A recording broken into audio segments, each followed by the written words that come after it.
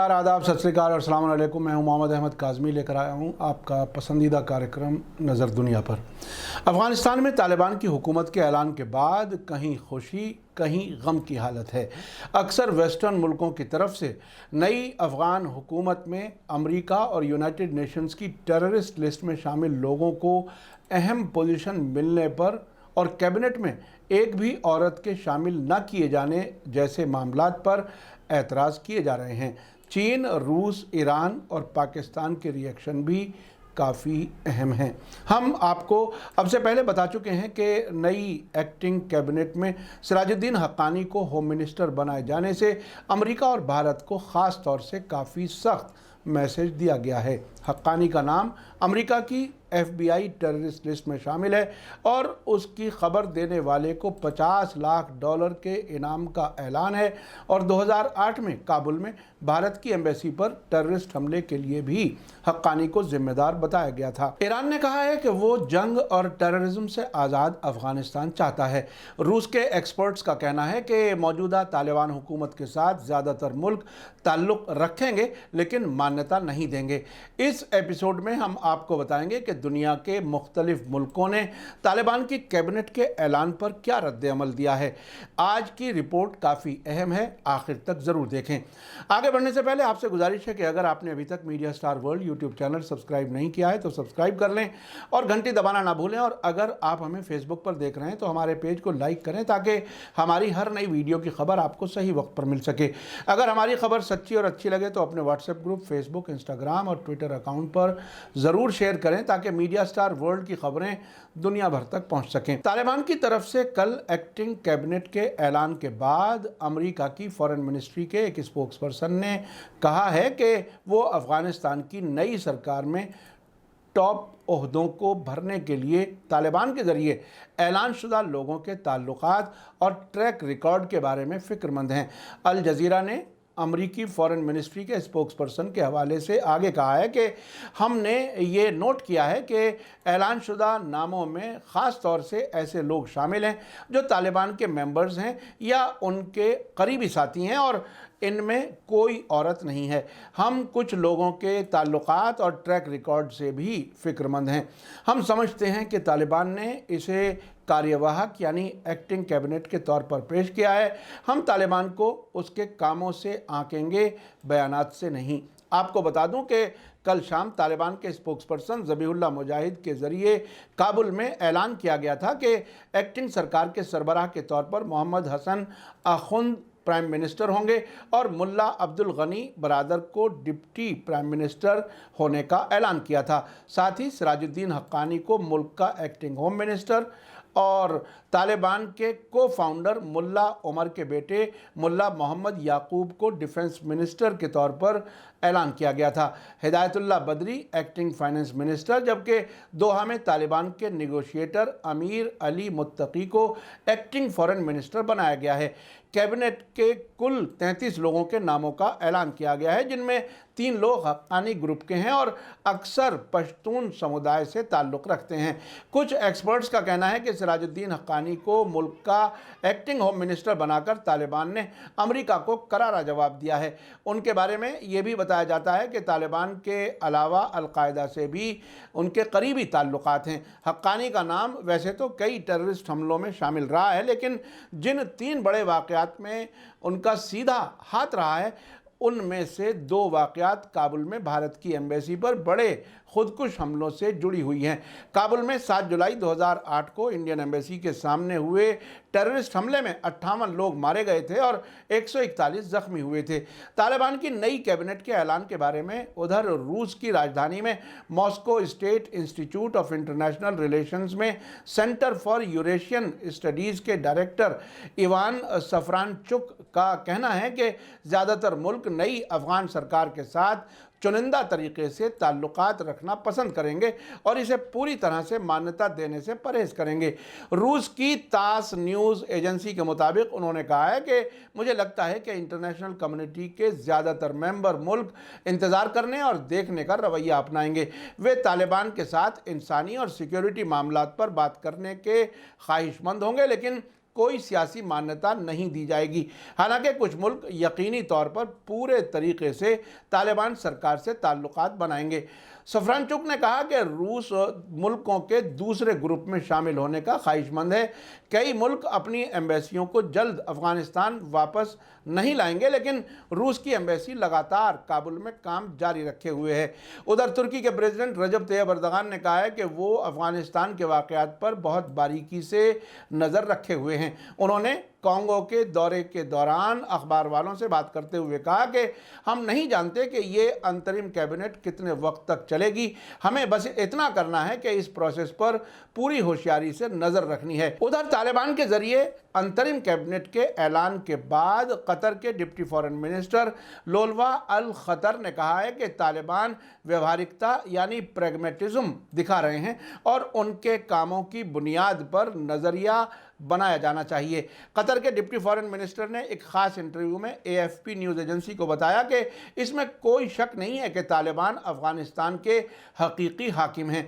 उन्होंने मोटे तौर पर व्यवहारिकता दिखाई है और अब हमें वहाँ मौजूद अवसरों यानी अपॉर्चुनिटीज़ से फ़ायदा उठाना चाहिए और उनके खुले तौर पर किए जाने वाले कामों को देखना चाहिए।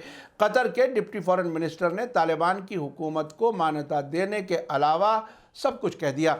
उधर चीन ऐसा मुल्क है जिसने काफ़ी हद तक पॉजिटिव रिएक्शन दिया है। उसने काबुल में एक नई इंटरिम सरकार कायम होने के साथ अफ़गानिस्तान में 3 हफ्ते की इंस्टेबिलिटी के ख़ात्मे का वेलकम किया है। साथ ही चीन ने तालिबान से मुल्क में व्यवस्था बहाल करने की अपील की है। अब तक चीन अमरीकी फ़ौजों की गलत प्लान और जल्दबाजी में की गई वापसी की नुक्ताचीनी करता रहा है।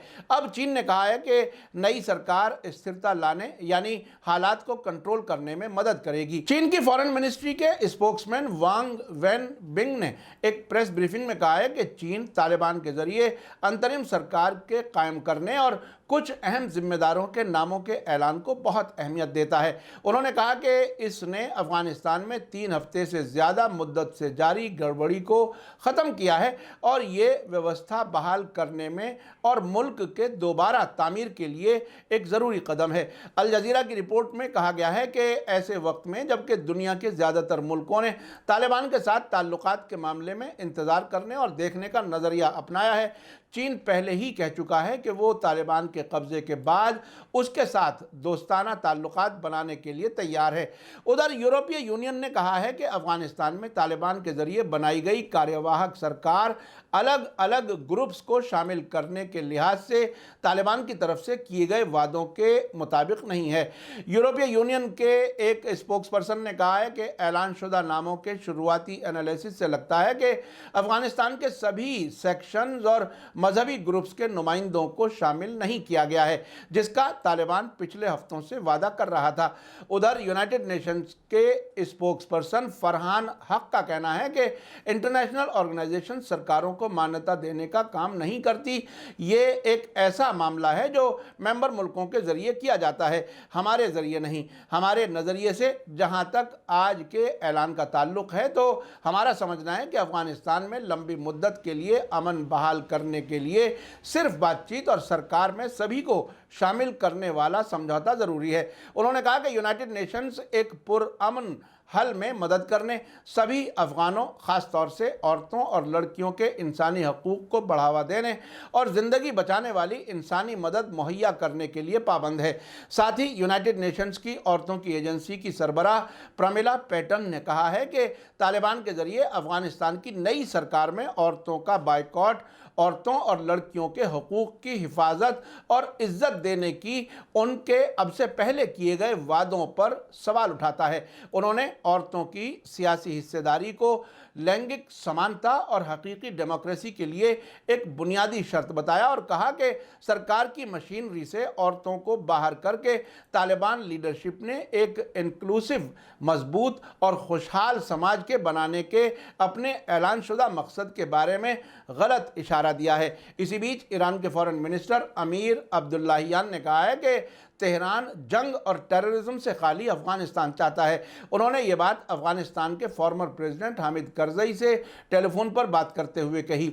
ईरान की सरकारी न्यूज़ एजेंसी इरना के मुताबिक इस टेलीफोनी बातचीत में ईरान के फॉरेन मिनिस्टर ने हामिद करज़ई से अफगानिस्तान के हालिया वाक़यात के बारे में बातचीत की। अब्दुल्लाहियान ने कहा कि हमने इस बात पर जोर दिया है कि ईरान की उसूली पॉलिसी यह है कि अफगानिस्तान में इंक्लूसिव सरकार होनी चाहिए और सिर्फ इस तरीके से ही अफगानिस्तान में अमन और सिक्योरिटी कायम हो सकती है। उन्होंने कहा कि ईरान ने अफगानिस्तान के लोगों की आसानी के लिए बॉर्डर खोल रखा है और तिजारत को जारी रखा है। ईरान के फॉरेन मिनिस्टर ने कहा कि इस वक्त अफगानिस्तान के जो हालात हैं उसके लिए अमेरिका जिम्मेदार है और अब अफगानिस्तान के लोगों की ये जिम्मेदारी है कि वे मौजूदा हालात को ख़त्म कर दें।